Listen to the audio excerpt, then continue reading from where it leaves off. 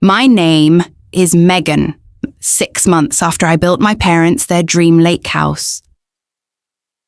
I stood in the driveway watching a stranger photograph it like it already belonged to someone else. My father was standing on the porch, hands shaking, confused, looking at a man with a clipboard in his own backyard, like he needed permission to be there. And the worst part, the stranger wasn't the person who betrayed him. My brother was, the same brother who disappeared for 10 years, the same brother who barely called on birthdays, the same brother who walked back into our lives smiling, hugging our mother, asking our father about fishing, acting like nothing had changed. At first, I thought he came home because he missed us. I was wrong. He came home because he was broke. And when he realized my parents trusted me more than him, he decided the easiest way to take control was to convince everyone my father could no longer think for himself. What started with small questions turned into legal papers, then property appraisals, then threats. Then one sentence my father said in the kitchen. That changed everything. I may be sick, but I am not gone. I still remember the way the room sounded after he said it. Silent, heavy, like the entire house had stopped breathing. But by then, the damage had already started. Because once someone begins treating you like you are helpless, the world starts looking at you differently too. Doctors, bankers, neighbors, even family. And my father, the strongest man I had ever known, started disappearing in front of me one quiet humiliation at a time. I thought building that house would save my parents. I didn't know it would become the reason our family broke apart. And before this story ended, someone would call the police. Someone would threaten a lawsuit. My mother would collapse in the kitchen, and my father would make a decision none of us were ready for. So if you think this story is only about money or inheritance or a house by a lake, you are missing the real thing that was being fought over, because this story is about dignity, about what happens when age turns parents into something people try to manage instead of love, and about the moment I realized my brother wasn't trying to save my father. He was waiting for ownership to transfer. I grew up in Michigan, small town, cold winters, quiet roads, the kind of place where people still waved from pickup trucks, even if they didn't know you. My father, Tom, worked construction his whole life. Not management, not office work, actual construction, concrete, roofing, framing houses in July heat, breaking ice off equipment in January. His hands always looked damaged, knuckles split, nails cracked, skin rough enough to catch on fabric.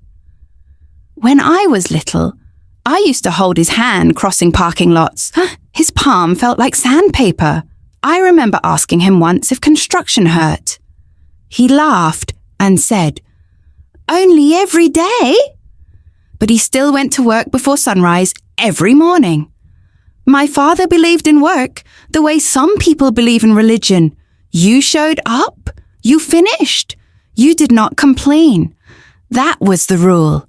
Even after his knees started failing, he refused to slow down. I remember one winter when I was maybe 12.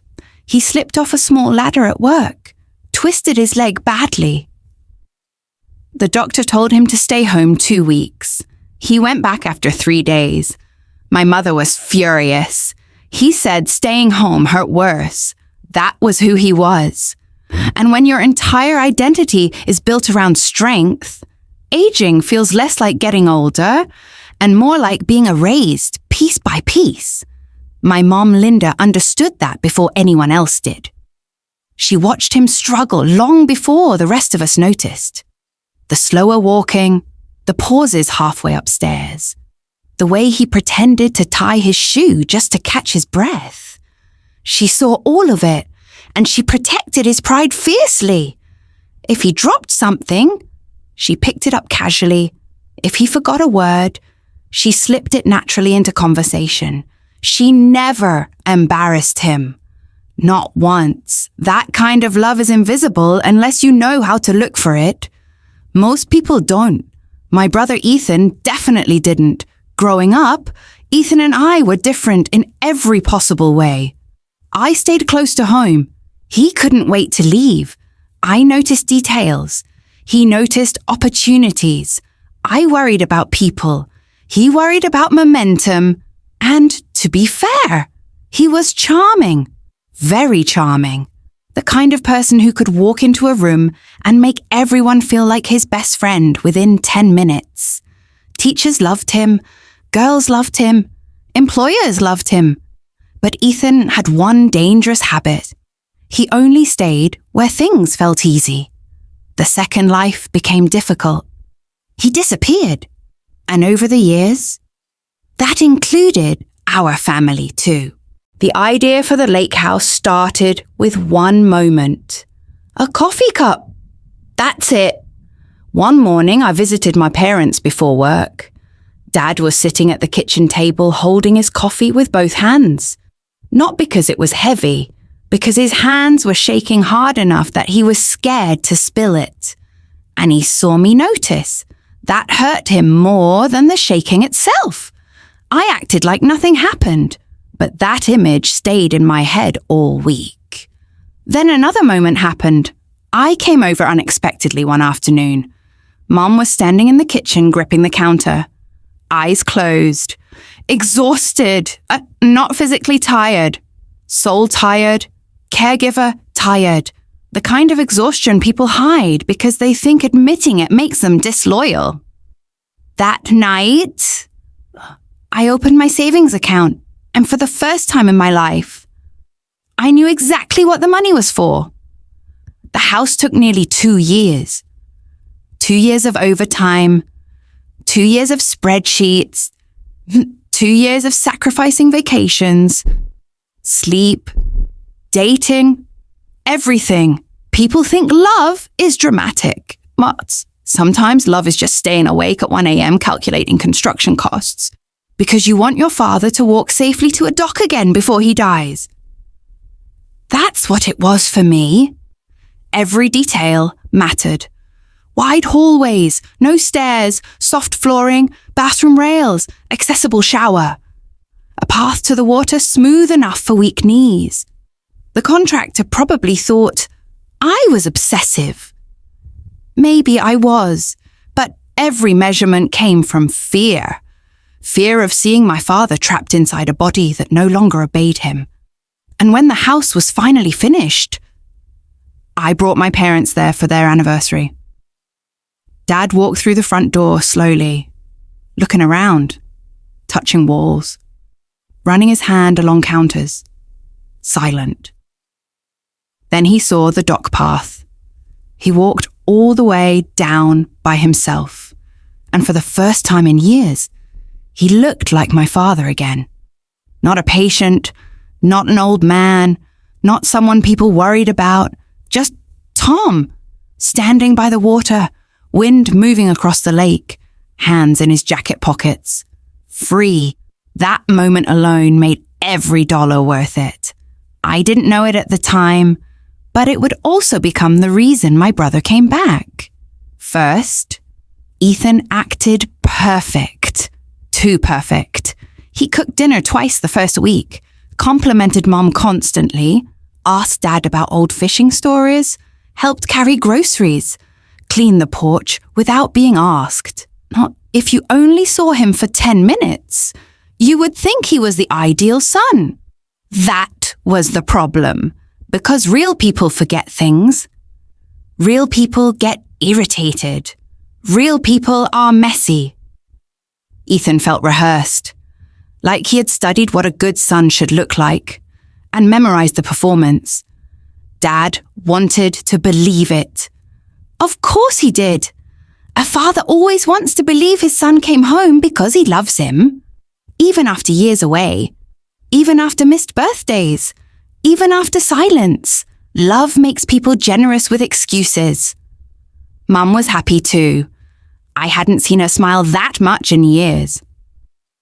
One evening, I walked into the kitchen and heard her laughing. Actually laughing. Ethan was telling some story about getting lost in Chicago during a snowstorm. Dad was smiling into his coffee. For a second, I felt guilty for distrusting him. Then I noticed something. Dad reached for the sugar jar. His hand shook slightly before Dad could steady himself. Ethan grabbed the jar and said, "Here, let me." Tiny moment, not tiny sentence, but Dad's expression changed immediately. People think humiliation comes from big things. It doesn't. Sometimes humiliation is someone helping you before you needed help. Dad quietly took the sugar. Didn't say anything. But later that night, he didn't walk to the dock. I watched him through the porch window, just sitting there staring toward the water. Like confidence had leaked out of him slowly throughout the day. That was when I started paying closer attention. And once I started, I couldn't stop seeing it. Every conversation Ethan had with Dad contained hidden suggestions. You should rest. Careful there. Maybe let Mom carry that. You don't want to fall. Individually, they sounded caring. Together, they sounded like conditioning. Teaching Dad to see himself as fragile. And the horrifying thing, it was working. 3 weeks after Ethan moved in, I realized he had not come home because he missed us. He came home because he needed something. That morning, I walked into the kitchen early. Ethan's laptop was open on the table. I was not trying to snoop, but the screen was right there. An email, bright red letters, final notice, outstanding balance due. My stomach tightened immediately. Suddenly, everything started making sense. The sudden visit, the fake kindness, the perfect son act. He was broke. And desperate people become dangerous when they see opportunity. After that, I started paying attention carefully. Ethan kept asking Dad strange questions. Do you feel safe here? Is it hard walking to the dock alone? What happens if you fall? At first, they sounded caring. But after hearing them again and again, they stopped sounding like concern. They sounded like someone building a case. And slowly, Dad started changing. One morning, he stopped walking to the dock completely, just sat on the porch holding his coffee, looking toward the water, but never getting up. It felt like Ethan had planted fear inside him. Then came dinner that night. Ethan placed a brochure on the table. Assisted living. He said it casually, like it was just an idea. Mom froze. Dad picked up the brochure slowly, looked at it for maybe 2 seconds, then stood up, walked to the kitchen drawer, and shoved it beside old takeout menus. Nobody spoke after that, later that night. Dad came outside where I was sitting. He handed me folded papers, power of attorney documents. Ethan's name was already typed on them. I looked at Dad. He stared out at the lake and said quietly, "He handed me a pen too fast." Then after a long silence, he whispered something I will never forget. He looked at me like he was waiting for me to be confused enough to sign. 2 days later, I heard Dad outside arguing with someone, not angry, confused. I walked onto the porch and saw a man taking photos of the house. Clipboard, camera, professional smile. Dad asked him, "Who are you?" The man said he was there for the appraisal. Dad looked at me immediately. "What appraisal?"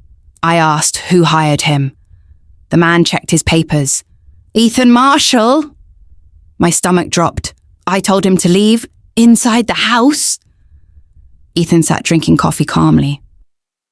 I asked why someone was appraising the house. He said, "We need to think." about the future. Then he finally said it.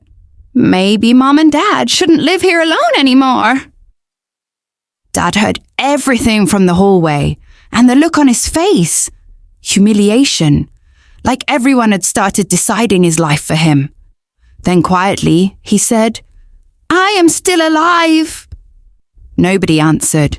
That night, Mom broke down crying. I found her alone in the laundry room holding one of Dad's shirts. She looked exhausted. Then she whispered, What if Ethan is right? That scared me, because Ethan wasn't just changing Dad anymore, he was changing all of us. Every shaky hand suddenly looked dangerous. Every forgotten word looked serious. Fear had entered the house, and Dad felt it too. The next morning, he dropped a plate. Instead of laughing, he looked embarrassed. That was Ethan's real damage. He was stealing Dad's confidence piece by piece.